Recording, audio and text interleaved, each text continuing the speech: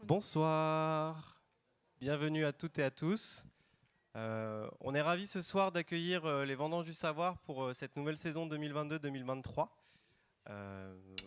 Ça fait la 7e année, si je ne me trompe pas, qu'on accueille les Vendanges du Savoir, qui permettent et qui offrent de très belles conférences. Donc, on va avoir aussi une très belle conférence ce soir sur le no-tourisme. Pour notre cher public qui est présent sur Zoom, n'hésitez pas à dialoguer via la boîte de dialogue si jamais vous rencontrez le moindre souci et à poser vos questions via la rubrique questions-réponses. On y répondra avec grand plaisir. Je vous souhaite une très belle conférence et je laisse la parole à Nachidil pour vous présenter les Vendanges du Savoir. Merci beaucoup Loïc et merci à toutes et tous d'être présents ce soir, présents en virtuel, en présentiel et puis aussi en synchrone face à vos écrans. Effectivement, donc les Vendanges du Savoir, l'idée c'est de nous réunir pour parler de vin, de vignoble, d'œnologie autrement, en faisant la part belle aux chercheurs, mais aussi dans le cadre d'une approche pleinement pluridisciplinaire, faire intervenir différents champs de la recherche, hors les murs de l'université. On est très très heureux d'être accueillis par la Cité du Vin. L'idée, c'est donc que vous puissiez nous suivre à travers ce parcours des Vendanges du Savoir qui se tient tout au long de l'année. On a des conférences tous les mois. On vous en redira un petit mot à la fin de cette conférence pour que vous notiez bien dans votre agenda les prochaines conférences et les prochains rendez-vous à ne surtout pas manquer. Je suis très heureuse d'accueillir aujourd'hui Sophie Lignon d'Armaillac. Donc, je suis d'autant plus heureuse que je suis géographe et que je suis ravie et assez émue finalement d'accueillir Sophie parce que dans mon parcours de géographe qui travaille sur le no-tourisme, Sophie est une présence tutélaire. C'est la première géographe à avoir vraiment initié ce champ de recherche autour de l'œnotourisme. L'ouvrage qu'elle a sorti en 2009 sur l'œnotourisme et la valorisation des vignobles français a été vraiment le premier ouvrage par une géographe française à investir ce champ de recherche.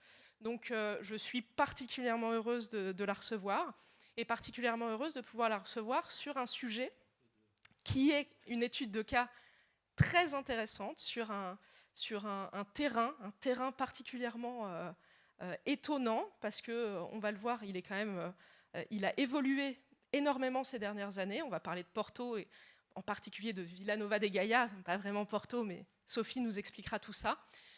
Donc j'espère que vous serez intéressés par cette autre approche très orientée sciences humaines, géographie de la vigne et du vin. Je vous laisse donc Sophie la parole et à nouveau n'hésitez pas à la fin, si vous avez des questions. Je vois des étudiants, notamment dans la salle, qui sont des étudiants de no-tourisme, donc qui seront particulièrement intéressés. Mais au-delà, on sera ravis. Moi, je prendrai aussi vos questions et je me ferai la porte-parole de ceux qui sont en face de leur écran. Encore merci, Sophie, et je vous laisse la parole. Merci beaucoup, Nachidil. Merci donc à la Cité du Vin de nous accueillir ici. C'est d'autant plus important qu'on va le voir, la Cité du Vin a un peu inspiré ce dont je parlerai, et sans doute réciproquement, mais le lieu était tout à fait ad hoc pour parler pour cette conférence. Merci à l'ISVV de faire vivre ainsi la recherche, et merci particulièrement de me donner cette opportunité, de revenir dans mon université d'origine, de parler du premier terrain que j'ai eu à connaître quand j'ai fait mes études en géographie, même si c'était sur une toute autre thématique. Alors, pour venir chez vous, le temps est gris, pluvieux, question de soleil, on se demande, mais de Bordeaux, on se demanderait aussi. Sachez qu'il pleut davantage à Porto qu'à Londres. Et pourquoi parler alors de soleil de l'œnotourisme, ou alors dire que l'œnotourisme permet une destination touristique qui ne peut vivre d'héliotropisme et de plage, mais de toute autre chose. Voyez, un jour de décembre, grand soleil, il peut y faire très beau très vite, vous connaissez les marais, une ville emblématique par sa richesse culturelle, des monuments qui appartiennent pour beaucoup à l'évêché, de très nombreuses églises, ce pont Eiffel de 1877, qui est un peu l'emblème de la ville, et finalement des quais qui, en plein hiver, sont très fréquentés. Pour autant, sur cette rive, on est à Porto, un tourisme culturel, un tourisme de passage, surtout pour des Brexitis, plutôt l'automne, plutôt le printemps. Alors, il va falloir que je parle. Est-ce que c'est mieux ? C'est peut-être mieux que de parler. Vous m'entendez pareillement ? Oui, ce sera plus pratique. Donc, je vais surtout parler de Vila Nova de Gaia, sur la rive gauche de Porto. Vous le voyez, ce WOW, le World of Wine. Pourquoi en anglais ? Eh bien, pour faire « waouh » et vraiment être étonné par ce qu'on va vous présenter, alors même qu'en premier plan, vous ne voyez qu'une ruine. Donc, la question est bien de voir l'effet du « WOW », ce monde du vin de Vila Nova de Gaia, qui, depuis une dizaine d'années, est en totale mutation, reconversion, réhabilitation. Le soleil de l'œnotourisme, c'est peut-être l'œnotourisme qui a offert cette chance de reconversion à la rive gauche, la rive sud du Douro. Alors, pour commencer, il faut se remettre un peu dans le contexte, ce que l'on appelait l'entrepôt. L'entrepôt, c'était la rive. C'était les Chartrons pour ici, mais la rive droite, si c'est géographique. Autrement dit, c'est la commune qui devait accueillir les chais de stockage et d'expédition du vin de Porto. Le vignoble se trouve à une centaine de kilomètres plus à l'est, en amont du fleuve. Et ces tonneaux, ces pipas, là je fais plaisir aux Gascons, pipas c'est tonneau en gascon, c'est pipa en portugais pour ces tonneaux. Donc descendez sur ces rabelos et vous voyez ces embarcations assez frêles. Vous imaginez que c'était périlleux, que c'était long, que c'était difficile, mais le privilège de l'entrepôt faisait qu'on était obligé, depuis les quintas du vignoble, de descendre ce vin. 1926 signe donc la date de ce privilège. Vous voyez comment les quais en face de Porto, sur l'autre rive, ont été aménagés avec la construction de chais. Tous les quais sont une succession de chais de toutes les vieilles familles des marques que vous connaissez de Porto. Et en 1926, véritablement, c'est la date de ce privilège. Alors, je dis vous connaissez peut-être Dom Sandeman, la cape portugaise, le chapeau andalou. Et ainsi, tout Vila Nova de Gaia est un paysage, un terrain où on a des enseignes publicitaires, soit de grandes silhouettes comme celle-ci, soit des panneaux avec les noms des caves. Bref, nul ne peut ignorer qu'on est dans le quartier des chais, quasiment que des chais. La commune elle-même est très vaste, mais c'est la partie du fleuve ici où tout se rassemble, des petites ruelles étroites où les chais donc, sont d'un accès difficile. Une fois qu'on a débarqué les pipas, eh bien encore faut-il les acheminer. Il y avait des rails, nous le verrons. Alors, ce privilège, il n'a eu qu'un temps. Ce privilège, finalement, il a tenu jusqu'au milieu du XXe siècle. Et en 1964, déjà 3 dates, 1964, 78, 1986. D'abord, une première entorse à la règle. On autorise l'abandon de ces embarcations qui remontaient tirées par des bœufs, enfin quelque chose de très compliqué, en permettant l'usage des camions. Donc on peut descendre les botas, les pipas jusqu'à Vila Nova de Gaia. Ensuite, on permet que le vin soit stocké à l'entrée du vignoble. Vila Real, Pinhao, qui sont les portes du vignoble. Et finalement, la date clé, c'est 1986, où l'on peut stocker le vin là où on le souhaite dans Vila Nova de Gaia, c'est-à-dire sur le plateau plutôt que dans la ville ancienne, voire même dans les quintas. Bref, une ouverture sur cette législation. Et donc, conséquence, vous l'imaginez, si on n'est plus obligé de stocker à Vila Nova de Gaia, eh bien on va plutôt choisir des chais qui sont beaucoup plus accessibles et ces chais vont être en partie du moins abandonnés ou d'autres seront construits. Et nous allons trouver sur ici la carte de Vila Nova de Gaia l'obligation d'un plan de réhabilitation qui est porté par la municipalité. Et la petite flèche que je vous montre là-haut à droite vous montre que dans cette même période, entre 1957 et 1963, on a construit un nouveau pont, qui n'est plus le pont Eiffel que vous avez vu précédemment, mais le pont d'Arabida, qui est un pont autoroutier, qui désenclave, là encore, et Porto et Villanova de Gaia, et qui met l'accent sur l'idée qu'a la municipalité, c'est-à-dire désengorger ce cœur urbain absolument inaccessible à travers ces ruelles.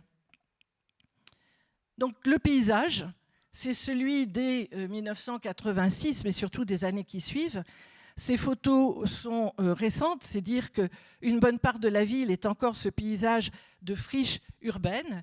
Donc vous voyez absolument des friches qui, au mieux, vous avez des écriteaux à vendre. Donc vous imaginez que le prix de l'immobilier a complètement chuté, a d'autant plus chuté après en 2008-2010 que le Portugal a connu une très forte crise économique. Donc ça veut dire si ça se vend pour une bouchée de pain, peut-être que ça pourrait en intéresser certains pour réinvestir et reconvertir. C'est également l'occasion à quelques artistes de street art bien de donner un peu de couleur à cette ville à l'abandon. C'est 2017, c'est-à-dire que c'est en continu depuis la fin du XXe siècle. D'autres artistes plus connus, cet artiste portugais, Arthur Bordalo, qui utilise, or on est tout à fait dans l'optique actuelle de respect de l'environnement, il utilise tous les déchets urbains pour former ainsi, sculpter des animaux géants. Il y a un castor un peu similaire à Paris. Ici, c'est le Wolf Rabbit. Le rabbit, le lapin, ça vous rappelle peut-être celui de Smith-Lafitte, ça vous rappelle peut-être celui de la Napa Valley. C'est souvent l'animal qu'on privilégie pour montrer l'animal fétiche des vignes qui court au milieu des rangs de vignes. Donc on reste dans la thématique. Vous voyez que ça attire beaucoup de monde, mais on est en 2017, donc je vais devoir voir ce qui s'est passé pour en arriver là à une fréquentation de la ville. Mais première idée, c'est l'idée d'une réhabilitation. Il y a des chais qui sont en grande partie disponibles et qui ont une situation extraordinaire, parce que vous le savez très bien à Bordeaux, lorsque l'on voit Bordeaux, on est peut-être aussi bien sur l'autre rive de la Garonne qu'à Bordeaux. La vue est celle sur la façade des quais. Des chais sont abandonnés, les plus petits. Parfois, on se déleste de quelques chais pour une même maison. On n'abandonne évidemment pas tout, mais on en abandonne quelques-uns. Et parallèlement, d'autres vont être construits beaucoup plus larges. 1998, vous voyez ce nouveau groupe qui regroupe 5 caves traditionnelles, 5 caves familiales, et qui va, vous voyez la localisation sur le petit plan que je vous ai fait figurer en haut, eh bien, se situer en haut du coteau de Villanova de Gaia, c'est-à-dire plus du tout au cœur de ces ruelles étroites, mais à proximité de la voie ferrée, à proximité de la gare, permettant soit d'expédier par camion ou de faire arriver le vin par camion également et d'embouteiller. Voilà une autre image de chais. Donc on est toujours chez Sovenus. Et vous voyez effectivement l'étendue, on est dans une autre dimension, une technologie qui est autre que celle des chais traditionnels du 19e siècle. Et on comprend qu'on a beaucoup plus d'aisance et que ce soit une nécessité pour ces grandes sociétés. Donc c'est dans ce contexte-là, et vous voyez, toute géographe que je suis, il fallait forcément un rappel historique pour comprendre l'enjeu de l'œnotourisme. Cet enjeu, souvent on se dit c'est pour vendre un peu plus de vin, c'est pour l'image de marque de tel ou tel château ici ou de telle maison de négoce ailleurs, pas que. Ici, l'enjeu de l'œnotourisme, c'est aussi faire revivre ou développer le tourisme de Porto et de Villanova de Gaia. Le tourisme de Porto, c'est quoi? Je vous l'ai dit, c'est finalement que la 3e région touristique du Portugal, la région Nord-Portugal, la première étant l'Algarve traditionnellement, le soleil, les plages du sud du pays. La seconde, honneur, et les gens de Porto n'aimeraient pas trop l'entendre, à Lisbonne. Les Lisboètes prennent la seconde place, et puis il y a eu l'Expo universelle. Bref, région nord, 3e place, ce qui n'est pas peu, mais qui a 2 difficultés. D'abord en nombre, peu de touristes par rapport aux 2 précédentes, et une saisonnalité très grande, c'est-à-dire que la fréquentation, elle n'est surtout pas l'été, où on préfère d'autres plages que celles de Matosinhos et de la Costa Verde. Donc c'est plutôt des week-ends de 2-3 jours pour la ville de Porto. Donc l'idée ici, ça va être, 1, de réhabiliter des déchets bon marché laissés disponibles, et 2, d'offrir, de développer, c'est là le soleil de Porto, c'est-à-dire que ça va être le bénéfice de Porto, on va visiter plus longuement, essayer de gagner des nuitées, atteindre les 2 nuitées par séjour alors qu'on est un peu en deçà, 1,7, en ayant des visites de la ville de Porto et ensuite, passant le pont, une visite de Vila Nova de Gaia. Et on verra que pour Vila Nova de Gaia, c'est exactement la même idée, rester un petit peu plus longtemps. Donc on va voir comment. Donc, des systèmes de navettes permettent de traverser et d'être déjà dans l'ambiance du fleuve qui est hautement symbolique, comme l'est ici la Garonne, bien sûr. C'est l'idée d'une conjoncture qui est favorable, là encore, parce que l'accessibilité à Bordeaux, lapsus révélateur, l'accessibilité de Porto a été amplifiée par l'ouverture en 2006 d'un nouveau terminal aéroportuaire. Donc vous le voyez à travers cette statistique, plus de 100% du trafic passager en l'espace de 5 ans à peine, une dizaine de millions de passagers, quelques bateaux de croisière, mais qui jouent un rôle beaucoup moins important que ceux de Porto, mais qui accostent à Leixões, qui est le port de l'estuaire. Autrement dit, une ville qui voit son accessibilité s'accroître, également grâce à des compagnies telles que Ryanair, qui a dans un premier temps fait très peur aux maisons viticoles en disant « oh là là, c'est des gens qui n'ont pas du tout les moyens, qui voyagent à très peu de frais, ils ne dépenseront rien chez nous ». Eh bien, à l'inverse, en fait, ils voyagent avec Ryanair parce que c'est beaucoup de vols et on n'a pas toujours le choix. Et finalement, ce sont des vols peu coûteux. Donc, ils arrivent jusqu'à Vila Nova de Gaia et consomment quand même, vont loger dans des hôtels que l'on va voir, qui sont des hôtels de luxe et pas du tout bas de gamme.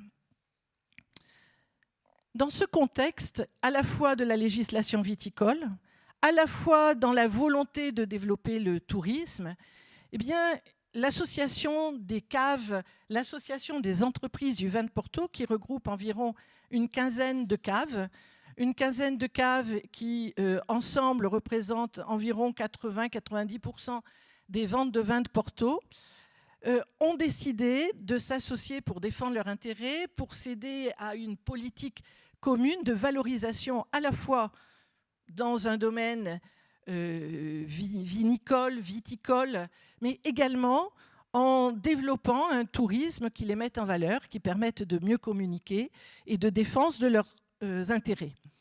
Donc ici, on est entre une action jumelée entre, d'une part, cette association et puis la municipalité qui va réaménager à travers un plan urbain son territoire, en commençant dès 2000 par ce qu'on a appelé la promenade des marques. C'est finalement le quai qui fait face à celui que vous avez vu au soleil tout à l'heure au mois de décembre, avec les bannières de chacune des maisons de Porto. Donc on vous signale d'emblée où vous êtes et ce qu'il y a à voir. Alignement des Rabelhos également, qui reste ici à quai avec quelques barriques pour bien signaler ce qu'était leur usage, mais qui bien évidemment ne remontent plus du tout le fleuve. Seuls des bateaux de croisière offrent une alternative no touristique en vous permettant à la journée ou pour plus longtemps de remonter jusqu'à la frontière espagnole, puisque le vignoble commence à 100 km de Porto et atteint la frontière espagnole. Alors, nous sommes à Bordeaux et vous montrez que vous êtes mariés, si je puis dire, à travers les capitales des grands vignobles, Bordeaux, Porto. Donc, on a là une stimulation très, très grande. Porto a adhéré dès le début aux grandes capitales du vin et est reconnu à travers des prix régulièrement, comme c'est le cas ici, bien évidemment. Ce qui est affiché, ce qui, là aussi, ne fait que renforcer l'image d'excellence de ces maisons familiales. Aidé, vous le voyez, à partir de 2003, par une mise en valeur, par un petit historique, par des horaires. Vous savez que les labels, c'est avant tout ça, c'est une régularité. Se dire que si je viens visiter, je suis sûre que la cave sera ouverte. J'en connais par avance les conditions, qu'importe qu'elle ferme à 17h, le tout c'est de le savoir et de ne pas tomber sur porte close. Donc au fil du temps de ce début du XXIe siècle, des opérations ont été prises. 2013, une tout à fait importante qui est le centre Porto Cruz. Vous voyez cet immeuble. Donc au départ, juste une salle de visite. Porto Cruz, vous connaissez tous, vous avez en tête peut-être ces grandes affiches du Porto, de ces femmes en habits donc très, très spectaculaires. Donc c'est ce type d'exposition. Vous avez quelques vidéos. Bref, somme toute, vous ne visitez pas de cave. Et les touristes n'ont pas accouru à ce genre de lieu. Donc, en fait, c'est avec les bateaux de croisière que travaille ce centre, à travers des vouchers qui sont donnés aux passagers des bateaux, qui sont invités à visiter ce centre. Et une fois que vous êtes là, eh bien, on fait en sorte de vous attirer pour venir déguster, et cette fois-ci de manière payante. Et depuis 2007, on vous offre l'une des terrasses les plus spectaculaires de Vilanova de Gaia. Il y en a d'autres, mais c'est une des toutes premières, avec ce top roof qui vous permet eh bien, de prendre le temps que vous souhaitez pour déguster, déjeuner dans ce lieu. Donc vous voyez les quais, des bâtiments qui sont réaménagés, finalement des quais qui sont aménagés avec une multitude de possibilités de restauration, et en particulier on retrouve Sandeman, on est juste devant la maison Sandeman ici sur cette place. 2011, c'est le téléphérique que vous voyez sur cette photo, donc tout petit, c'est juste presque anecdotique, c'est histoire de voir la ville d'en haut, là encore de créer une animation. Vous venez avec vos enfants, c'est offrir à chacun le loisir adapté à son âge, à sa curiosité, à peine 500 mètres de long, 12 cabines, pas grand-chose. Mais finalement, là encore, quelque chose qui marque et qui fera qu'on se souviendra peut-être du lieu. Depuis ce petit monastère qui a une forme tout à fait particulière, qui rappelle qu'on est dans une ville très riche culturellement et qui arrive à l'autre bout des quais. Donc finalement, une offre à travers l'association des entreprises du vin de Porto, une offre tout à fait traditionnelle de visite de cave. Alors, visite de cave, la toute première, qui est choisie d'être une visite payante, c'est Croft. Initialement, dans les années 80-90, les caves, certaines, étaient ouvertes. Comme il n'y avait pas elles n'étaient pas payantes, elles étaient ouvertes, elles étaient fermées. Il y avait une visite en anglais ou pas, dans une autre langue peut-être. Mais l'idée de ces maisons, c'était d'accueillir, de faire visiter rapidement les chais, de faire déguster, et le monde du Porto est un peu complexe, entre vintage, Tony, Ruby, des termes que nous ne connaissons pas bien. Donc c'était cette opportunité, et finalement, les touristes, en remerciement, achetaient deux bouteilles ou plus. 2006, vous connaissez la règle du transport aérien, impossible de ramener plus de 100 millilitres. Donc il a fallu repenser cet accueil. Donc ces caves eh bien, ont un peu réorganisé leur accueil, ont ouvert des salles de dégustation qui sont de plus grandes salles de dégustation et ont aménagé souvent des expositions dans les chais. Quelques tonneaux, quelques pipas restent là, évidemment, mais aussi pour montrer ce qu'elles sont, comment on élève le vin. Et finalement, on a des salles de dégustation. Donc, une des remarquables, c'est Grams, qui est sur la hauteur et qui a non seulement une dégustation très complexe selon les catégories, le nombre de vins, vous avez des droits d'entrée différents, des billets à des prix différents, et vous voyez comment on commande. Vous avez un restaurant, et puis vous avez d'autres qui sont spécifiquement, qui, en dehors de la cave elle-même, ont aménagé dans un des anciens chais, eh bien, tout simplement un bar, restaurant. Ce qui compte, c'est la vue. Et on va revoir cela, c'est vrai, partout. Ce qui est important pour Vilanova de Gaia, Certes, le ciel est gris, mais la vue est extraordinaire sur la rive de Porto qui se donne à voir. Au-delà, toujours cette alliance de démarches qui sont des démarches de particuliers, de caves, mais également de la municipalité qui facilite ces acquisitions et finalement d'une politique touristique qui se met en place, eh bien, l'accueil d'autres structures. Ici, vous avez un bâtiment qui est sur les quais, à côté du centre Porto Cruz qu'on a vu tout à l'heure, autour de ce pastel de bacalao. Or ici, je ne dis pas ce qu'est bacalao, tout le monde comprend, on est à Bacalan, pas loin. Donc, c'est une sorte de croquette qui met en avant 3 spécialités portugaises, la morue, bien sûr, le fromage à Sierra de Estrella, qui est plutôt à hauteur qui est dans l'Alentejo, et le Porto, ici. Donc, l'idée, c'est quoi? C'est dans un décor, vous voyez, un peu grandiloquent, vous avez une orgue, où vous voyez faire sous vos yeux ce fameux pastel. On vous sert ce pastel avec, comme vous savez, ces tablettes de cocktail où vous pouvez à la fois avoir ce que vous mangez et puis une encoche pour mettre le verre. Et vous allez ressortir de là en dégustant votre verre de Porto en même temps que vous dégustez ce pastel de bacalao. Autrement dit, essayez de capter toutes les dimensions de l'onotourisme et ce que l'on nomme de plus en plus, parce que c'est la réalité, l'œnogastronomie, c'est-à-dire faire appel non seulement à ce qu'on boit, mais bien souligner ces alliances mets et vins et la valorisation de l'ensemble des produits, qu'ils soient des produits de l'intérieur des terres, des produits de la mer, que ce soit des produits alimentaires ou des boissons. Alors, excusez-moi, je commence par ça et je reviendrai après. Donc, je vous ai dit tout à l'heure qu'on avait une association d'entreprises du vin de Porto.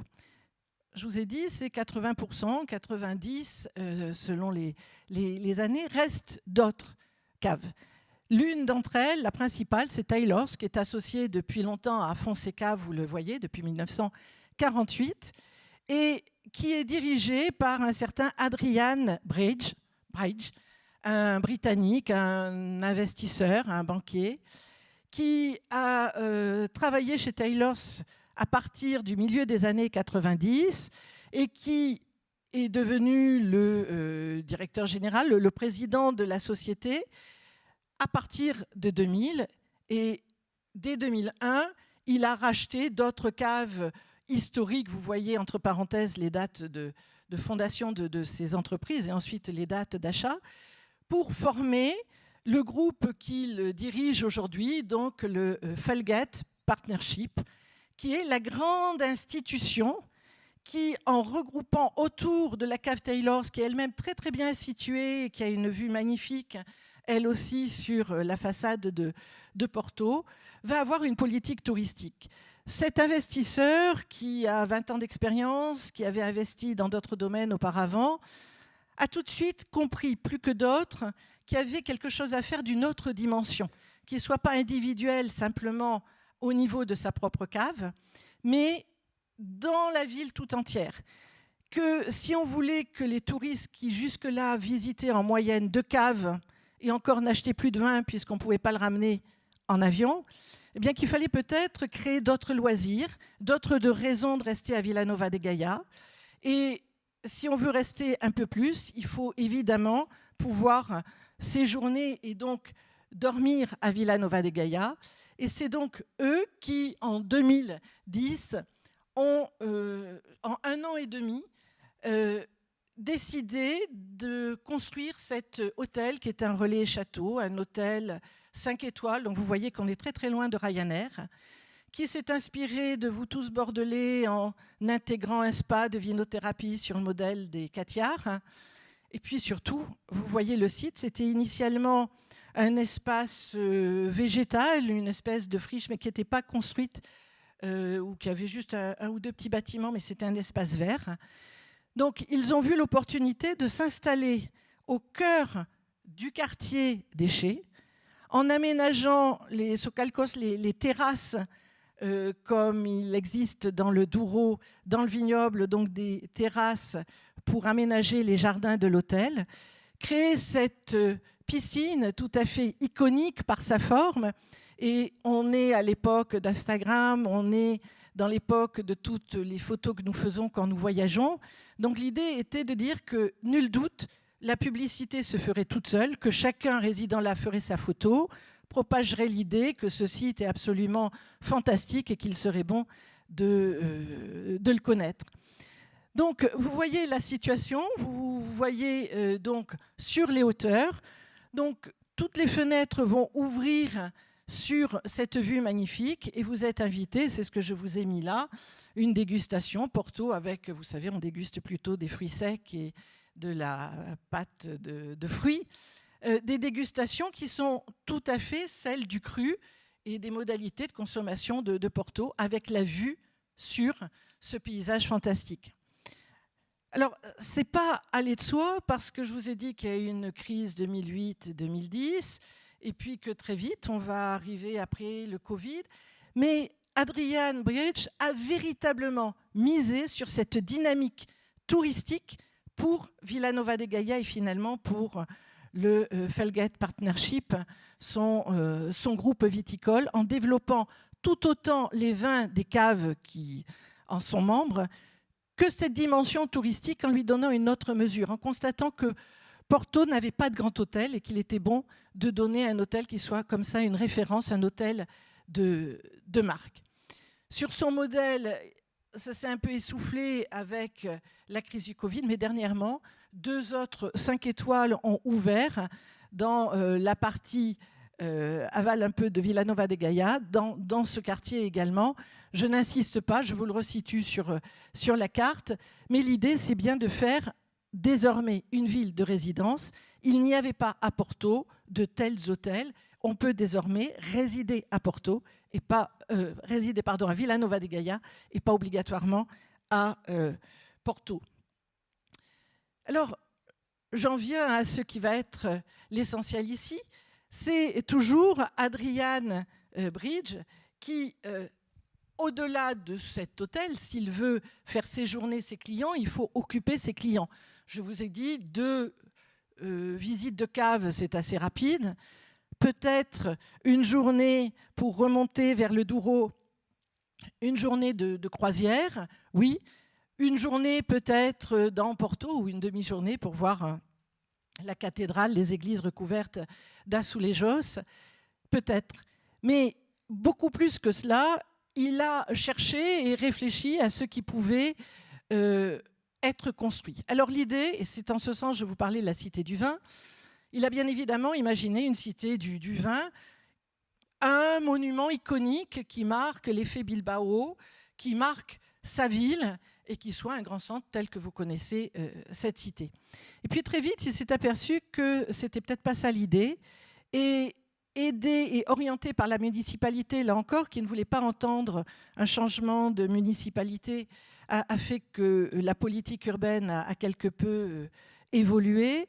Pas de monument qui défigure ce quartier tellement symbolique et tellement historique, mais le maintien du paysage urbain à travers ces chais, aussi serrés soient-ils le long des ruelles, mais finalement la réhabilitation à d'autres usages, non plus des chais de stockage, de vieillissement et d'expédition, mais des chais qui vont devenir, alors vous savez qu'on ne dit plus, hein, c'est barbare de dire musée, tout le monde est centre d'interprétation, cité, donc ce ne sont pas des musées, et de fait ce ne sont pas des musées, mais le mot est difficile à trouver, des espaces de loisirs, des espaces touristiques qui vont former ce quartier culturel, ce fameux monde du vin, ce fameux « ou », et c'est vous qui direz si on fait « wa » ou pas, une fois que je vous l'aurai un peu présenté. Donc des tableaux, vous voyez, j'ai fait exprès la photo dans la ville pour vous montrer que c'est sur des murs, tout vous y conduit. Quand vous vous promenez dans Villanova de Gaia, vous avez des panneaux qui vous flèchent le « ou » et vous avez ces plans pour être sûr de ne pas vous perdre. Alors, c'est incroyable ce qui s'est produit, et là, on peut aborder ce sujet pour parler de vin, on peut aborder ce sujet pour parler de tourisme, on pourrait être ingénieur du bâtiment, et ce serait un sujet phénoménal. Vous voyez ici quelques photos que j'ai reprises d'une exposition du Wu. qui vous montre les différentes étapes. Il y a toute une exposition qui vous montre l'historique. Ça a été un projet quand même qui a été mené très rapidement avec l'injonction de maintenir l'apparence déchets. Donc il a fallu, vous voyez, surélever les bâtiments, creuser pour gagner de l'espace et des salles plus profondes, et reconstituer tout cela. Donc un immense, retrouver les couvertures d'origine. Donc vous voyez un immense chantier. Alors vous n'oubliez pas que le Yetman a ouvert ses portes en 2010, à l'été 2010. C'était peut-être un spectacle pour les touristes du jamais vu, grandeur nature. Il y avait la piscine, le spa, quelques dégustations et ce spectacle. À un moment où les autres hôtels de Porto fermaient, des chambres fermées, des faillites, une conjoncture extrêmement difficile à travers la crise économique et le Covid qui arrive dans ces années-là à l'ouverture. Donc voilà ce que ça donne en termes de ville, de paysage urbain. Vous retrouvez dans le cercle bleu donc l'hôtel qui est le point de départ, et vous voyez que finalement c'est une partie tout à fait centrale, et c'est en ce sens que c'est très intéressant. Mais vous en voyez par cette photo l'importance, le nombre de chais qui vont devoir être réaménagés, restructurés, réhabilités pour accueillir des touristes.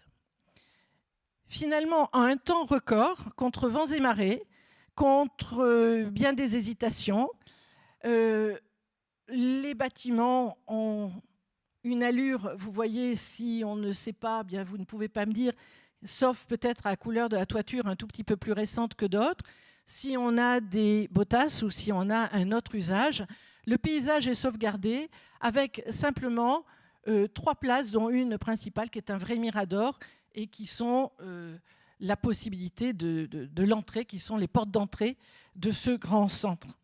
Alors qu'est-ce que ce centre ? C'est d'abord des bâtiments qui sont respectés, on l'a vu. Je vous ai dit qu'une fois que les pipas étaient débarqués sur le quai, il fallait les acheminer vers les chais à travers des rails, des wagonnets. Vous en avez les traces dans les rues. Et ce OU a conservé autant qu'il le pouvait. Vous voyez non seulement les matériaux de construction, mais également ce qui a fait l'histoire, ce qui explique quelle était la vie de ce quartier de négoce. Les matériaux, c'est bien sûr le granit que l'on retrouve dans toutes les constructions de Porto, qu'on retrouve dans le Douro, dans les quintas, dans les villages. Donc, vous voyez, on retrouve exactement la structure et on va y aménager. Alors quoi ? Des espaces de loisirs, des restaurants, des expositions temporaires de grands artistes internationaux. Pourquoi des expositions temporaires ? C'est toujours l'idée de faire vivre les musée pour revenir et ne pas dire « je coche, j'ai déjà fait », mais qu'on soit incité à revenir. Donc le OU ouvre ses portes, la date est quand même tout à fait symbolique, 31 juillet 2020, en plein Covid. Donc le Yetman, il y avait eu la crise économique, le OU, c'est le Covid qui s'annonce. Malgré tout, déjà 6 musées, 6 espaces culturels vont être ouverts. D'autres vont venir, puisque aujourd'hui on en a 7. Donc ça a été 5, 6, 7 progressivement. Donc vous voyez à quoi cela ressemble. Donc on est dans ce respect de l'architecture. Alors quel est l'usage des chais que l'on a vu reconstruits ? Eh bien vous voyez que c'est un monde éclaté. Ce n'est pas un centre comme nous sommes ici à la Cité du Vin, mais plusieurs. Donc ça induit tout un cheminement à travers la ville. Ça permet d'avoir plusieurs points de vue dans la ville à travers ces différents musées que je vais reciter plus précisément ici. Donc voilà leur liste. Alors que constatez-vous ? Tout d'abord qu'il n'y en a que 2 qui parlent de vin. Le premier quand même, expérience vin. Donc vous voyez, ce n'est pas une cité, ce n'est pas un centre d'interprétation. On mise d'emblée sur un tourisme expérientiel. On va faire vivre cette connaissance du vin. N'oubliez pas que au Portugal comme chez nous, même si les Portugais résistent mieux que les Français et beaucoup mieux que les Espagnols, mais leur consommation de vin diminue. Donc ce ne sont pas que des connaisseurs de vin que l'on cherche à attirer, loin s'en faut, mais des gens qui soient des touristes Alors, œnotourisme, parce qu'on est dans une ville du vin. Mais avant tout, c'est des gens qu'on cherche à distraire, à occuper, à instruire un peu, à amuser beaucoup. Donc, expérience vin. Et puis, la dernière expérience du Palais Rose, autour du rosé. Vous le verrez tout à l'heure. Ensuite, qu'est-ce qu'on a choisi d'associer? Eh bien, l'image de ce qui va, l'alliance avec le vin. Alors, le Liège, premier pays producteur de liège, les bouchons bien évidemment, mais bien au-delà de cela, on verra tout ce qu'on peut faire avec du liège, y compris des vêtements. Deuxième, le chocolat. Vous savez combien on peut faire des jeux d'alliance mets et vins avec du chocolat, d'autant plus quand on est portugais. Un, parce que le Porto s'allie très bien avec du chocolat. Et deux, parce que les Portugais ont introduit le chocolat en Afrique à travers Sao Tomé, l'île Chocolat, Sao Tomé et Principe, ces petites îles. Donc il y a une histoire là aussi, il y a un fil conducteur avec le chocolat. Plus largement, eh bien, cette crise a été violente, une industrie textile en crise, et finalement, les Portugais s'en sont fort bien sortis face à la concurrence chinoise, entre autres, en optant pour un textile de qualité. Et l'industrie textile est toujours très représentative de l'industrie du nord du Portugal, donc l'industrie du textile et de la mode. Ensuite, il faut mettre tout ça dans son contexte. Comme j'ai commencé par de l'histoire, eh bien, il faut comprendre ce qu'est ce nord du Portugal, et donc un musée historique, ce pont qui est fait à travers les âges, et qui est là aussi absolument phénoménal. Vous allez de pièce en pièce, vous montez sur un rabelos, vous empruntez un wagon de ces petits trams, vous êtes vraiment dans l'ambiance, vous revivez des moments héroïques, historiques du Portugal. Et dernier centre, eh bien, c'est la collection privée, à tout bien tout honneur, d'Adrian Bridge, qui expose sa collection privée, entre autres de verroterie. Et c'est tout à fait intéressant. On est là encore dans la note du vin, donc des premiers verres, des premières carafes, etc. Donc, vous voyez une diversité énorme. Donc, quand vous voulez visiter le ou vous prenez un billet pour 2 expériences, ou vous prenez un billet pour 3 expériences, ou pour 5 expériences. Et comme vous ne pouvez absolument pas visiter toutes en une journée, eh bien, vous êtes invité à dormir. Le Yetman n'est pas loin. Et vous passez bien au moins 2 journées, et peut-être plus si vous voulez quand même visiter une cave. Pour visiter une cave, eh bien, c'est Taylor's qui est complètement à proximité du Wu et qui a un cheminement commun. Et de plus en plus, c'est la tendance de cette dernière année, je crois, mais il y a très peu de recul, hein, ça fait jamais que 2 ans d'existence, où pour ne pas rester à côté, malgré tout, des autres caves qui se visitent de façon plus traditionnelle, les visiteurs sont appelés à visiter Taylor's à travers Séché, où là aussi, il y a une visite comme elle se ferait ailleurs, dans des caves qui n'appartiennent pas à ce groupe. Alors, si vous passez la journée à visiter, il faut bien que vous déjeuniez. Donc, on a associé des restaurants, pas moins d'une douzaine, avec absolument, là encore, toute la gamme, pour tous les goûts, pour toutes les bourses, les familles ou des gens sans enfants. Donc, vous avez des bars. Vous avez tout à fait en haut à gauche la reconstitution d'une place avec, vous voyez, le pavage de petits granits blancs et noirs, comme dans la ville.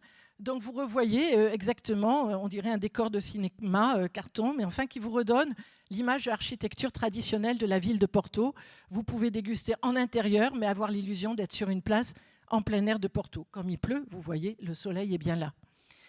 Vous avez des restaurants végétariens, vous avez des restaurants de haute gastronomie, vous avez des snacks, vous avez à l'accueil, à la billetterie, plutôt un bar avec le pastel des natas, c'est-à-dire le cannelé local, le gâteau emblématique de la ville. Autrement dit, vous voyez que vous avez absolument, là encore, un panel qui fait que même si vous revenez finir vos visites le lendemain, vous avez encore des choses à voir. Toutes les boutiques qui prolongent les espaces muséaux et tous ces restaurants sont accessibles sans billet d'entrée. Donc c'est là aussi une autre opportunité de visite pour vous donner un petit peu le goût du lieu et vous inciter finalement à franchir le pas d'un billet qui reste peut-être un peu cher. 80% des visiteurs sont étrangers. Les Portugais n'ont peut-être pas tout à fait les finances pour venir en famille, régulièrement du moins, dans cet espace. Mais ce n'est pas la clientèle véritablement ciblée. Alors, il me reste un tout petit peu de temps pour faire un parcours avec vous dans ces différents espaces. Donc le premier, vous voyez ce que voulait en faire Adrian Bridge, une ville de loisirs. Une ville de loisirs, donc vous voyez l'accueil. Vous noterez au passage que le texte est en anglais et en portugais, très peu de texte. On est dans l'expérientiel, donc vous allez toucher un peu à tout, vous allez écouter, vous allez goûter, mais très peu de choses à lire, bien que vous puissiez prendre ce qui n'est pas un compagnon de visite, mais qui y ressemblerait fort et qui pourrait vous traduire la visite en français, en allemand ou dans d'autres langues de votre choix. Donc, premier à être ouvert, je vous ai dit 31 juillet, c'est l'espace lui-même et chacun des espaces qui se visitent à partir du 1er août 2020, à commencer par l'expérience vin. Donc, quand je vous dis le côté spectaculaire, même réflexion qu'à la Cité du Vin, pas question de mettre à l'honneur uniquement et trop fortement les vins de Porto, mais bien les vins du monde. On a une dimension totalement internationale, d'où ce globe de plus de 3 mètres de diamètre. Et tout autour, l'expérience, ce sont ces tableaux que vous voyez avec un quiz en quelque sorte. Vous soulevez et vous devez deviner quel est le vignoble que vous êtes en train de visiter au fin fond de l'Autriche, de Tokai, d'Afrique du Sud ou d'ailleurs, c'est-à-dire au-delà des 3 grands, France, Italie et Portugal, des 4 et Espagne. Donc un parcours qui se veut spectaculaire. Vous avez, j'ai pas pu mettre trop de photos, même dimension, un énorme grain de raisin, tout doré. Autrement dit, ça doit c'est toujours l'effet « waouh ». Donc vous étonnez, ce n'est pas un parcours d'érudition, c'est un parcours d'étonnement et quelque chose qui peut être très beau et une incitation à voir autre chose. Alors vous voyez, si vous suivez le parcours de l'expérience vin, eh bien, toute une succession de salles qui traditionnellement passent du vignoble, quels sont les différents terroirs, quels sont les différents paysages, l'économie, les procédés de vinification. Bref, une succession de salles qui se finit par une salle de vidéo, de projection avec les petits vignobles portugais qu'on connaît moins, classés à l'UNESCO comme le Douro, Pico par exemple, ces petites îles de l'Atlantique. Et puis, comme dans le Wou lui-même, là encore, de nouveau, vous visitez des villages. Alors, ce n'est pas des villages, vous avez une maison qui représente chacune un des vignobles du Portugal.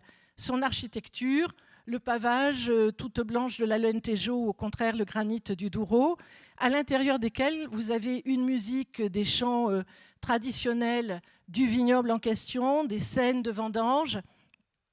Autrement dit, vous entrez complètement dans cette dimension, cette fois-ci, portugaise. On n'est plus dans la dimension internationale du départ.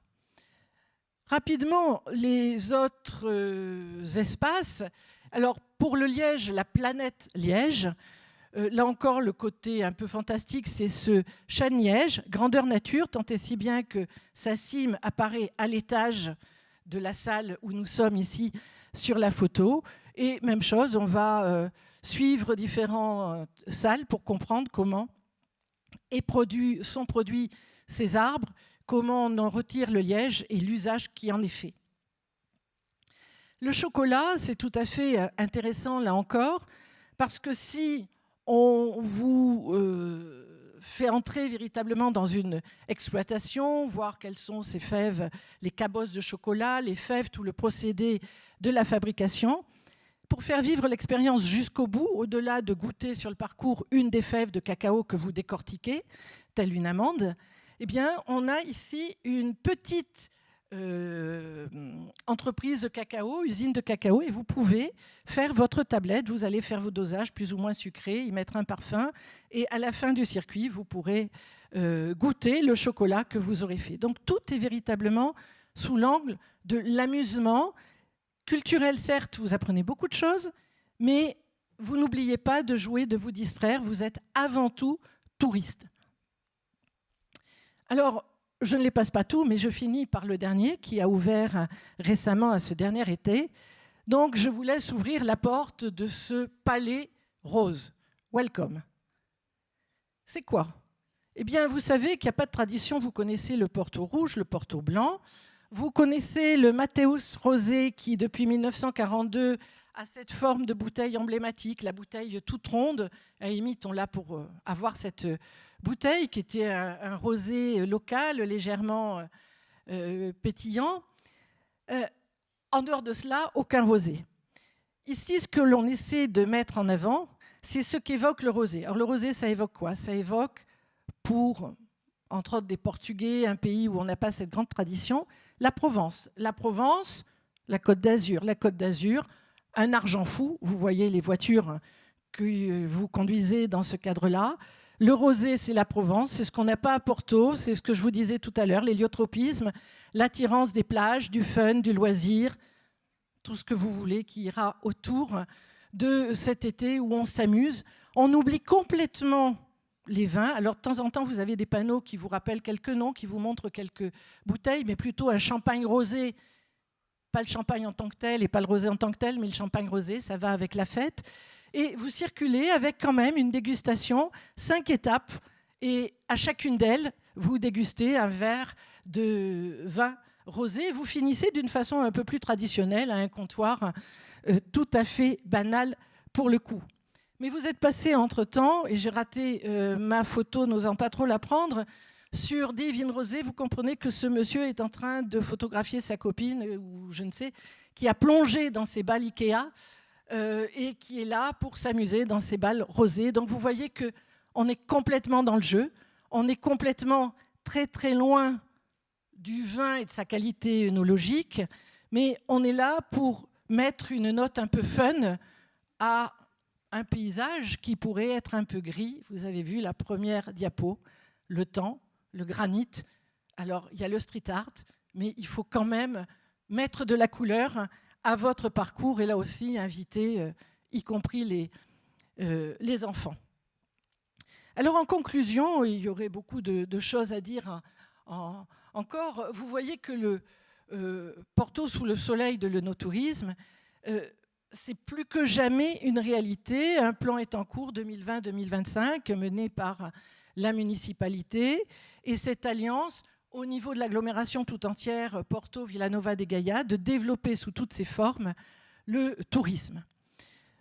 Vous voyez que finalement, tout ce que je vous ai donné, ces quelques dates qui jalonnent l'équipement progressif touristique de Villanova de Gaia, se traduit sur cet histogramme où vous voyez que c'est à partir de 2007-2008 que se développe véritablement la fréquentation, donc quand sont mis en œuvre ces différentes installations. Il faut savoir que 2007, c'est la date à partir de laquelle les ventes de vins de Porto ont chuté très progressivement jusqu'en 2013-2014, moins 20% de ventes. Ceci s'expliquant par un marché français qui achète moins de vins de Porto, consomme beaucoup moins de vins de Porto. 2 années où, en valeur, le prix du Porto a diminué, puis a repris. Donc, une évolution de la consommation. On consomme beaucoup moins de Porto, mais on consomme mieux. Donc, ce tourisme devra répondre à une meilleure mise en avant de la qualité de ce qui est un Porto. Et donc, toutes ces offres gastronomiques haut de gamme, de dégustation avec vue, et des explications qui sachent bien ce que vous consommez, et une invitation peut-être à aller dans le Douro. Mais vendant moins de vin, on a là encore, et ce n'est plus la raison initiale, mais c'est parce qu'on vend moins de vin, donc on a moins besoin d'espace pour mettre les pipasses, donc on a toujours plus d'espace pour construire et ouvrir une animation supplémentaire, un chai supplémentaire. Les principaux visiteurs, vous le voyez, fondamentalement, les limitrophes français et espagnols viennent ensuite.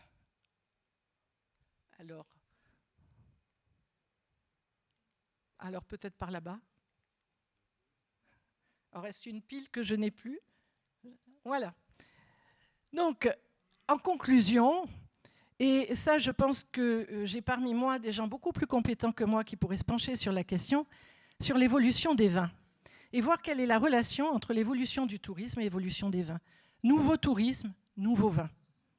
Nouveau tourisme, nouveau vin, regardez un peu ce qui était présenté dans chacune, et principalement à la sortie du Palais Rose. Eh bien, vous voyez comment le vin se déguste. Ce n'est pas la petite pilule qu'on nous promet pour manger en 2050 peut-être, mais c'est du vin bonbon, du vin en canette, du vin en brique. Donc c'est d'abord le packaging qui évolue. On est très loin de la sobre bouteille de Porto. Vous consommez du vin qui est du pink rosé. Vous, depuis 2008, première canette de vin de Porto rosé, donc conditionné en canette. D'autres suivront. Donc, vous les voyez très nettement exposés. Croft a été le premier en 2008. 2009, on a commencé à légiférer pour autoriser, mettre en place ce qu'on pouvait définir comme rosé, comme Porto rosé. Et puis, finalement, donc, je vous les montre ici. J'en arrive au Portonique, où là, bien, c'est un peu ce qui s'est passé avec Cognac. De ma génération, mes parents et grands-parents, a fortiori, n'auraient jamais mis de glaçons, encore moins du Perrier ou du Coca dans leur cognac. Les plus jeunes étudiants qui sont là se privent peut-être pas de mettre quelques glaçons et quelques toniques dans leur cognac. Eh bien, ça se passe partout pour les brandis de façon plus générique. Voilà. Et donc, c'est Portonique. Et vous voyez, j'ai laissé ce qui est au dos de la canette et comment elle est vendue, laissé toute idée préconçue à la porte. Et vous allez me dire, nous géographes, je ne sais pas comment on interprète le goût rafraîchissant du Douro quand on sait qu'il fait plus de 40 degrés l'été et qu'on est toujours sous le soleil de l'œnotourisme. Vous avez autant de Canadair qui viennent recharger en eau sur le Douro que de bateaux de croisière qui viennent amener les visiteurs pour arpenter les vignes. Donc, une évolution totale, et ça, je pense, et je me propose d'approfondir cette question plus encore. Alors, c'est peut-être découvrir le Douro rafraîchissant, ce qu'il est. Alors ici, je suis dans le Douro. Voilà une quinta qui se visite et où on nous rappelle, au contraire, la tradition, où pendant les vendanges, on est dans les lagars avec force musique et joie. Mais finalement, j'espère vous avoir invité à visiter Porto ou plus sagement à méditer dans le Douro. Merci beaucoup.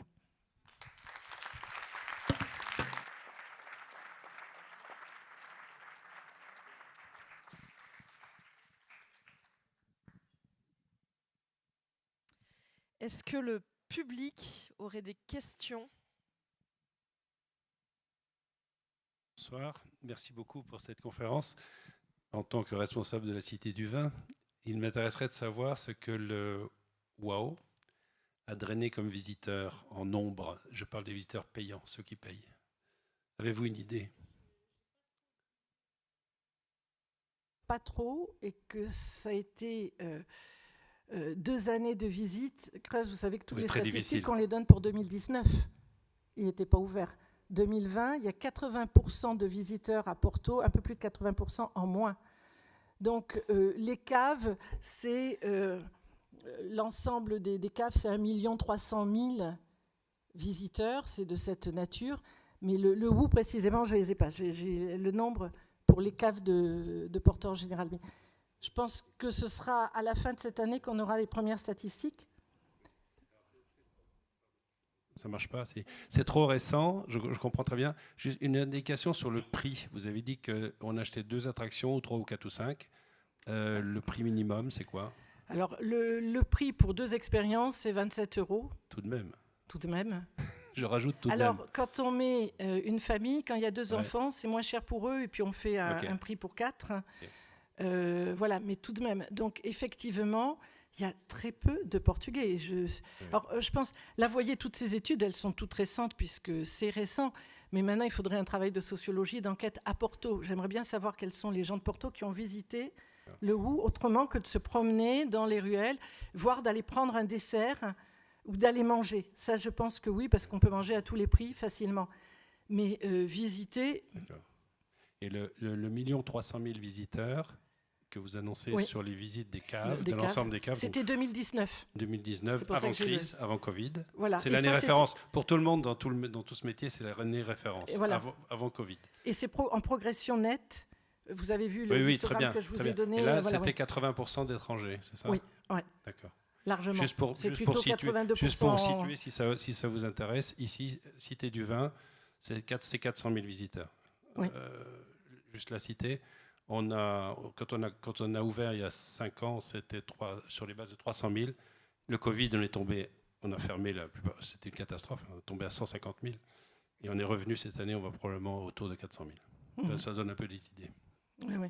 Non, Merci. ce qui est fantastique, c'est que malgré le nombre de visiteurs a chuté forcément, mais le Yetman est resté ouvert toute l'année, alors que beaucoup d'hôtels à Porto ferment en juillet-août. C'est la période où ils font des travaux, l'entretien, etc. Mais il y a une fréquentation très, très faible l'été. Là, l'idée, c'est aussi d'avoir une fréquentation estivale et de maintenir ouvert toute l'année. Et autre chose on continue à créer des choses. Autre chose qui paraît très interpellant, qui a dû être une dynamique forte, c'est que le Porto, ça fonctionne un tout petit peu comme le champagne, en ce sens que ce sont des marques. Oui. Ici, ce sont des négociants avec une ribambelle de vin, une offre très large. Donc le modèle est difficile. On aurait envie de faire vivre la ville de Bordeaux sur le même modèle, puisqu'on a la chance, ce sont les deux seules villes au monde qui portent le même nom que leur vignoble, leur appellation. Enfin voilà. En tout cas, merci beaucoup. Merci à vous. Moi, peut-être juste en attendant de donner la. Il marche, ça y est. On va faire passer du coup le petit, le sort de caisson Covid Je vais le lancer compatible. En attendant, j'ai une question, Sophie. Le Haut-Douro a été classé patrimoine mondial de l'UNESCO en 2001.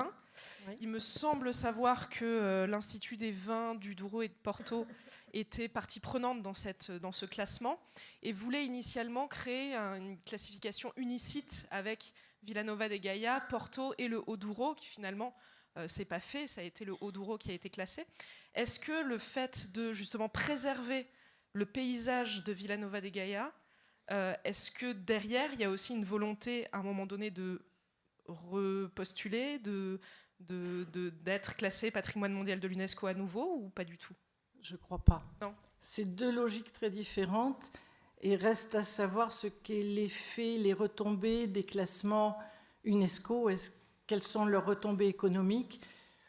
C'est assez faible. Des retombées environnementales, c'est certain. Une image, donc en termes de communication, etc. Oui.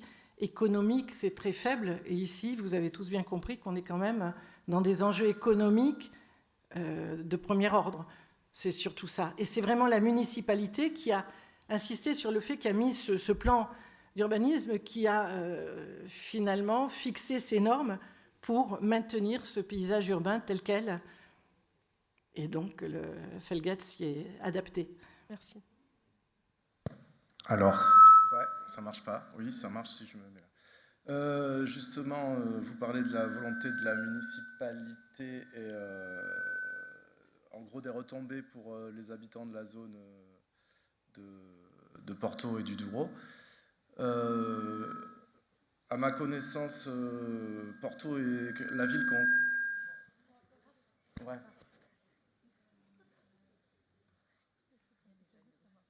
Porto est la ville qu'on cite souvent en exemple pour les dynamiques de crise du logement et de gentrification. Il y a eu, d'abord ils ont subi quand même très fortement la crise tout court 2008, après 2008 quoi. Mais ensuite, l'avènement d'Airbnb, etc., était vraiment un peu comme à Bordeaux, mais encore de manière beaucoup plus puissante. Un grand problème pour le logement à Porto. Puis il y a eu vraiment une crise avec des protestations importantes de la population, des grandes manifestations, en 2013 notamment. Est-ce que ces projets-là sont soutenus par les pouvoirs publics dans l'optique de revenir à quelque chose d'à peu près viable par rapport à la population? C'est-à-dire, est-ce qu'il y a une exigence par rapport aux retombées sur la population ou à qui profite le crime au final? Si vous voulez. En développant le tourisme, c'est des retombées économiques. Le Portugal, c'est 27 millions de touristes, c'est 14% du PIB. Donc ça peut être proportionnellement la même chose pour la région Nord. C'est intéressant de développer le tourisme. Il y a des retombées, comme dans toute activité touristique.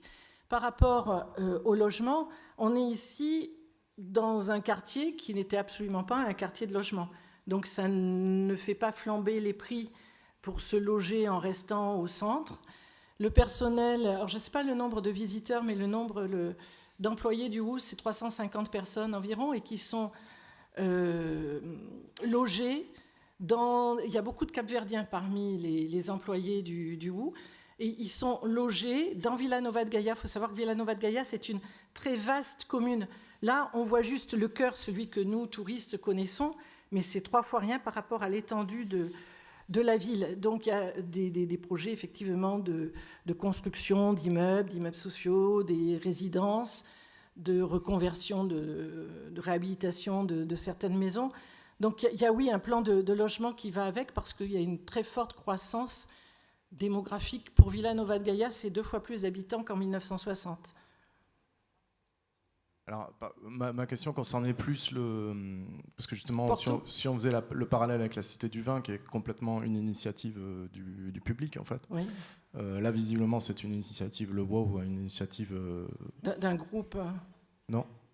Oui, mais de toute façon, je dis sans savoir, là. Mais visiblement, c'est complètement une initiative beaucoup plus privée, le WOW. Et du coup, c'était juste pour savoir si elle avait le soutien intégral des pouvoirs publics. Vous savez d'ailleurs, sûrement. Je pense que, vu les retombées économiques, oui, quand même, c'est pas mal vu. Ça amène une activité réelle, ça renchérit l'image de la ville. N'oubliez pas, le Porto-Lisbonne, c'est pas le Porto-Toulouse, mais c'est un peu ça. Donc, que Porto prenne les devants par rapport à Lisbonne à travers ce projet phénoménal, je pense que même l'amour-propre est favorable. Alors, c'est pas sans problème, hein, je vous dis, le principal problème, c'est que pour le moment, ce ne soit pas très ouvert aux Portugais. Ce n'est pas le genre de lieu qu'on va visiter avec une classe non plus, ou enfin ce genre de tourisme plus social.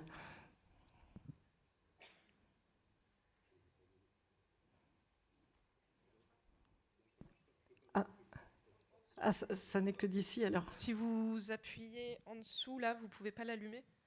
Je n'y ai pas touché, donc il devrait marcher.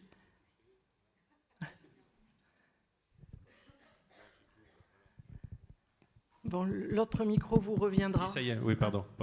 Non, en 2 mots, c'est vraiment pas un sujet Cité du Vin, c'est un sujet Porto. Mais c'est une initiative privée à l'origine, Cité du Vin, qui est allé voir M. Alain Juppé il y a une quinzaine d'années.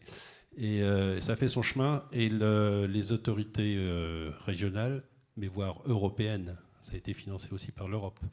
Donc c'est tout un projet qui a été, quand même, si on parle purement du financement, ça a coûté 80 millions, la construction, l'intérieur, tout, enfin clé en main si vous voulez, les études préalables, etc., dont 20 millions ont été financés par le mécénat, à savoir toutes les entreprises, pas toutes les entreprises, mais 300 entreprises du vin, allant jusqu'au Crédit Agricole, si vous voulez.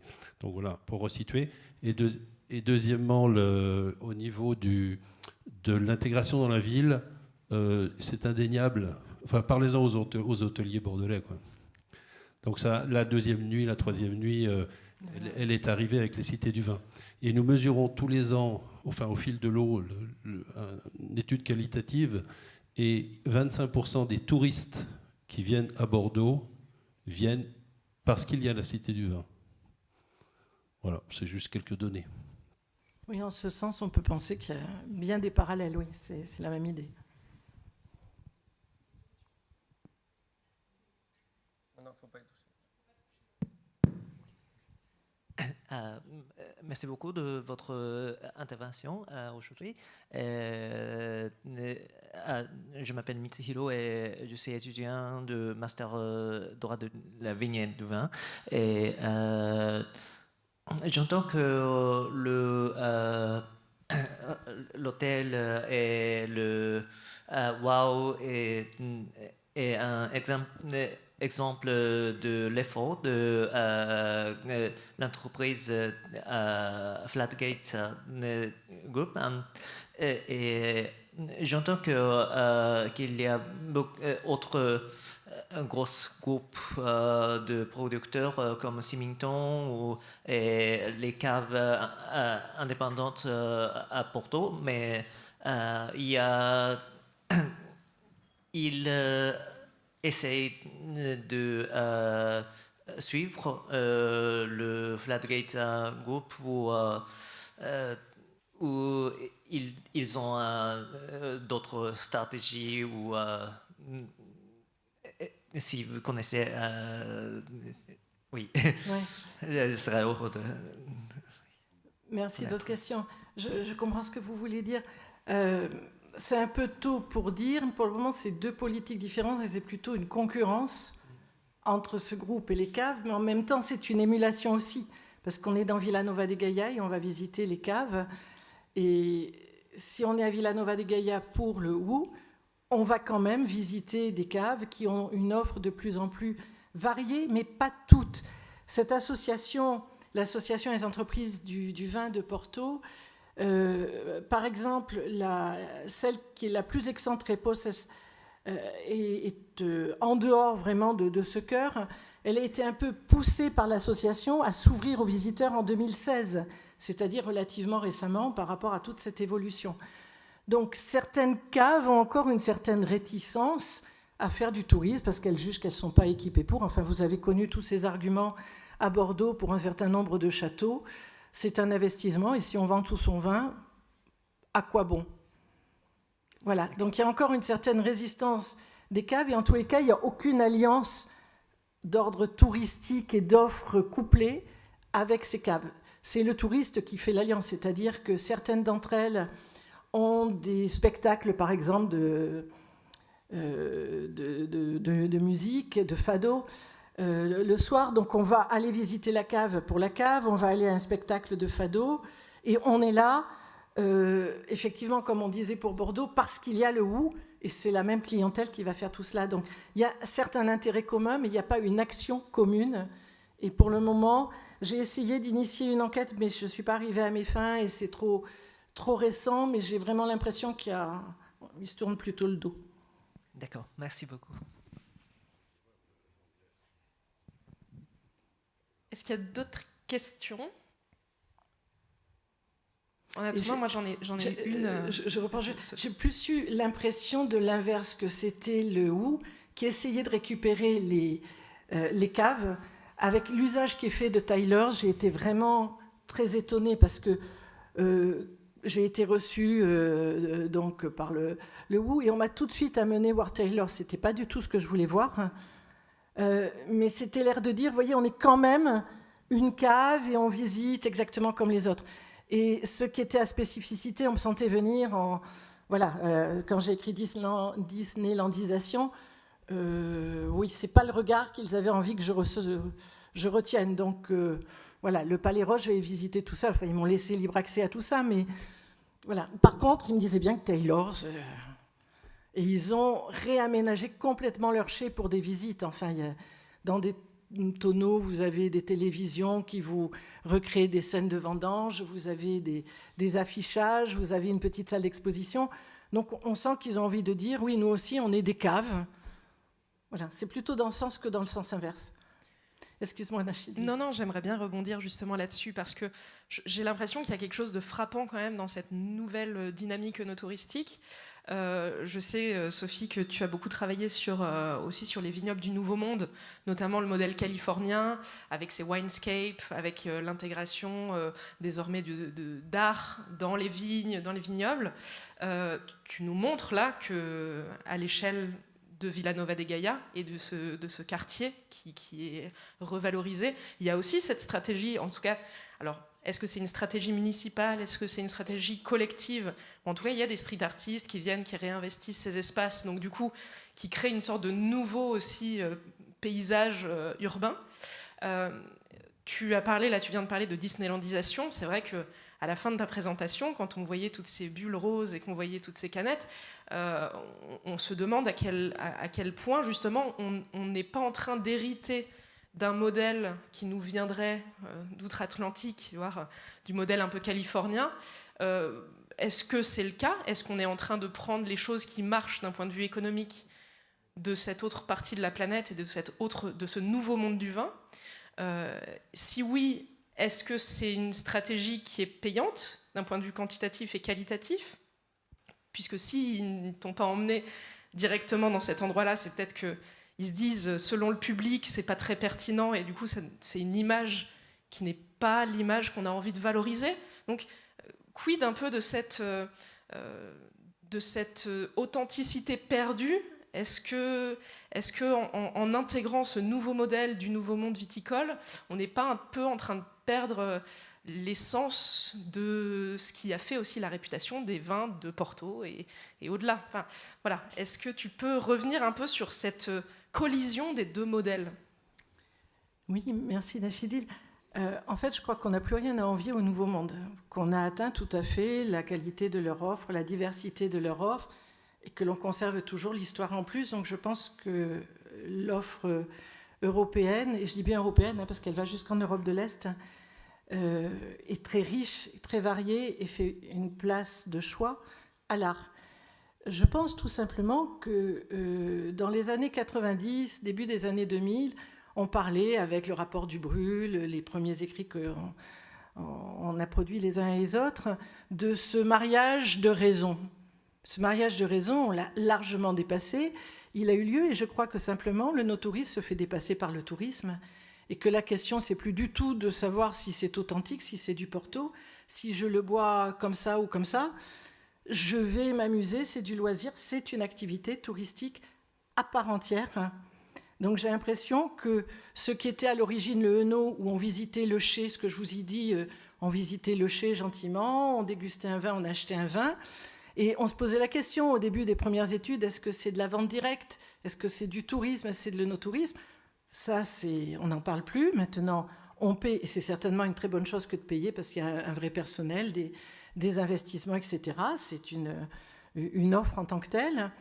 Mais c'est la partie de tourisme qui dépasse. Donc on peut toujours, selon le touriste que l'on est ou le no-touriste que l'on est, on privilégiera soit...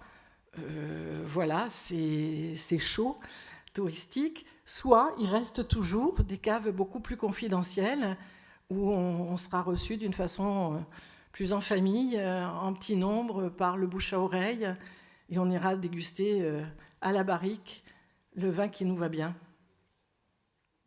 Merci beaucoup. Est-ce qu'il reste peut-être une question dans la salle? Non?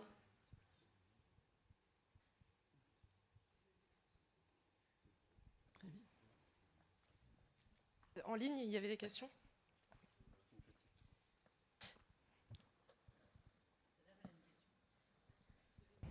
Alors, en attendant la question dans la salle, il y a une question en ligne. Est-ce que pour les étudiants, il y a des réductions ou des tarifs préférentiels? Je crois que c'est une question extrêmement orientée qu'on vient d'avoir. Alors, je ne crois pas, mais pour les étudiants, s'ils y vont vite parce que ça va changer, il y a une très bonne adresse. 102 mètres que je vous ai montré, première ligne là, il n'y a pas mieux.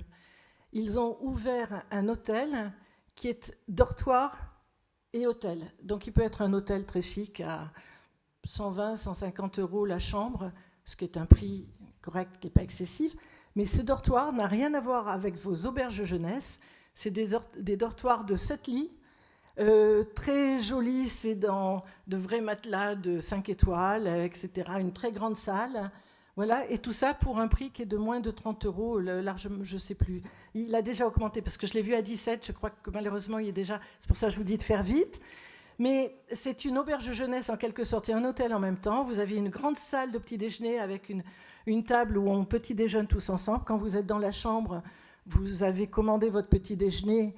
Quand vous êtes dans le dortoir, vous avez un petit déjeuner très correct, jus de fruits et plein de choses, des gâteaux maison et autres, mais un peu plus modestes. C'est très, très sympathique. Donc, ceux qui peuvent y aller dans l'année qui vient, après, je ne sais pas si ça durera, mais c'est une adresse, j'en ai vu nulle part ailleurs aussi belle pour des étudiants. Merci. Et du coup, une question. Alors, du coup, pour remettre le vin au centre de nos discussions, je m'interroge sur... donc, vous avez parlé de l'augmentation de la fréquentation, du nombre de visiteurs.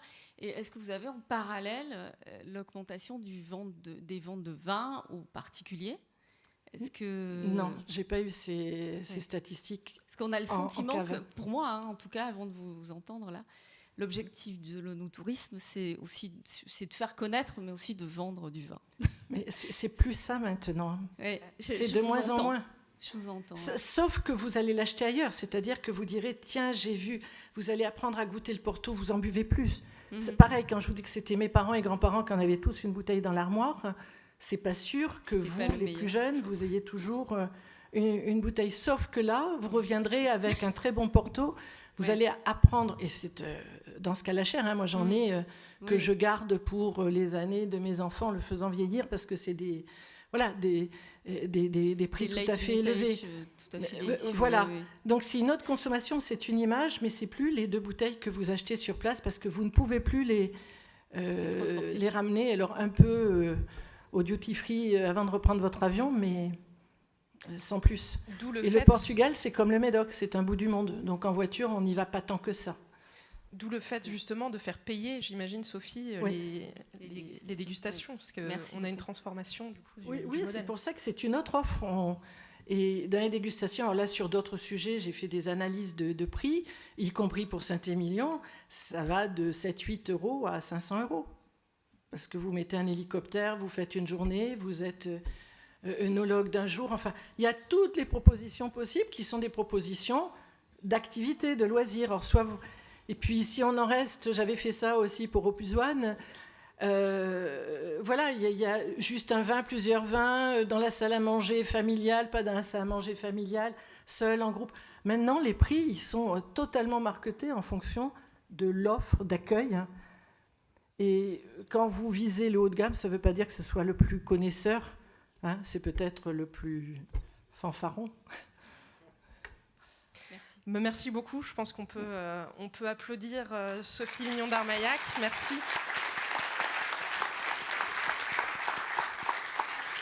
Donc un petit mot rapide avant de nous quitter, simplement pour vous donner les prochains rendez-vous. N'hésitez pas à revenir à la Cité du Vin pour notre prochain rendez-vous qui sera La Vigne et l'eau, quel stress. Donc notre conférencier du jour sera Sylvain Delzon, qui est directeur de recherche INRAE Bordeaux. Donc prochain rendez-vous à bien noter sur vos agendas qui sera ici même. Et on a des rendez-vous qui auront lieu en janvier. Janvier, Cité du Vin fermée. Quelle tristesse. Eh bien, malgré tout, on est là pour vous redonner le sourire. Vous pourrez nous suivre, les Vendanges du Savoir, en ligne. On aura donc en janvier un cycle de conférences autour de l'impact du réchauffement climatique sur la vigne et le vin. Et donc ce sera un cycle de conférences pluridisciplinaires qui permettra de répondre à cette grande question d'actualité sur l'impact du réchauffement climatique sur la vigne et le vin à travers différents prismes, différents chercheurs, différentes disciplines qui vont pouvoir répondre à vos interrogations, à vos questions. Donc présentiel pour le mois prochain et puis dès janvier, les vendanges en ligne. Merci beaucoup, encore merci à Sophie et merci à la Cité du Vin.